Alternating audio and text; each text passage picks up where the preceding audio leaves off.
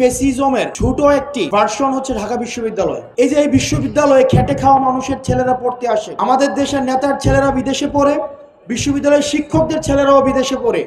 আর নিতান্তই যারা বিশ্ববিদ্যালয়ে পড়ে, নিতান্তই চাওয়া হয় বিশ্ববিদ্যালয়ে না পড়ুক, প্রাইভেটে পড়ুক। এই বিশ্ববিদ্যালয়ের প্রতিটি ধাপ, প্রতিটি স্তর অত্যন্ত সুপরিকল্পিতভাবে ফেসিবাদের সময় সংগঠিত অপরাধের বৈধতা উৎপাদনের জন্য অত্যন্ত সুপরিকল্পিতভাবে ঘটিত।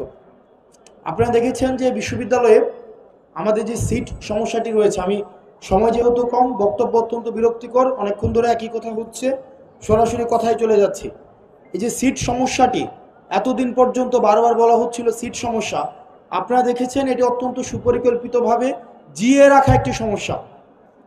যখনই ছাত্রলীগ হলমুক্ত করা হলো, যখনই এই হলগুলো প্রশাসনের দখলদারিত্বের মধ্যে আসলো, তখনই হচ্ছে এই সিটের সমাধান হয়ে গিয়েছে। আমাদের এই বিশ্ববিদ্যালয়ে আমরা এই যে ফেসিজমের একটি ছোট একটি ভার্সন হচ্ছে ঢাকা বিশ্ববিদ্যালয়। ঢাকা বিশ্ববিদ্যালয়ে যে আমরা স্টেট কল্পনা করি, সেখানে প্রত্যেকটা মানুষ ব্যক্তি পর্যায়ের ফেসিস্ট, অ্যাডমিনিস্ট্রেটিভভাবে ফেসিস্ট, শিক্ষকরা ফেসিস্ট, এবং সেখানে যে হলের মধ্যে একটা ফেসিজমের চর্চা হয়, সেই জায়গায় আমাদের ব্যক্তিগত পর্যায় থেকে আমাদের ফেসিজমের ঊর্ধ্বে যেতে হবে।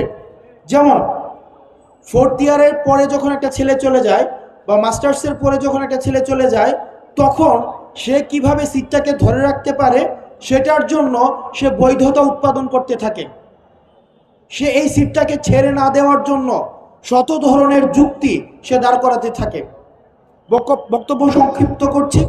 বর্তমান যে এই প্রশাসনিক কাঠামো, আপনাদের প্রতি আহ্বান থাকবে, এই যে এই বিশ্ববিদ্যালয়ে খেটে খাওয়া মানুষের ছেলেরা পড়তে আসে, আমাদের দেশের নেতার ছেলেরা বিদেশে পড়ে, বিশ্ববিদ্যালয়ের শিক্ষকদের ছেলেরাও বিদেশে পড়ে।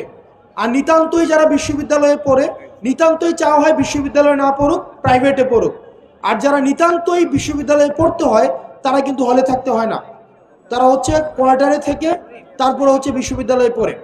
আমাদের দেশে নেতার ছেলেরা বিদেশে পড়ে আবার নেতা হয়ে দেশে ফিরে আসে। আর যারা পড়াশোনা করে বিশ্ববিদ্যালয়ে কষ্ট করে মাথার ঘাম পায়ে ফেলে পড়াশোনা করে, তারা হচ্ছে নেতার ছেলের পিছনে, তারা হচ্ছে কামলা খেটে তাদের হচ্ছে একাডেমিক জীবন শেষ করতে হয়।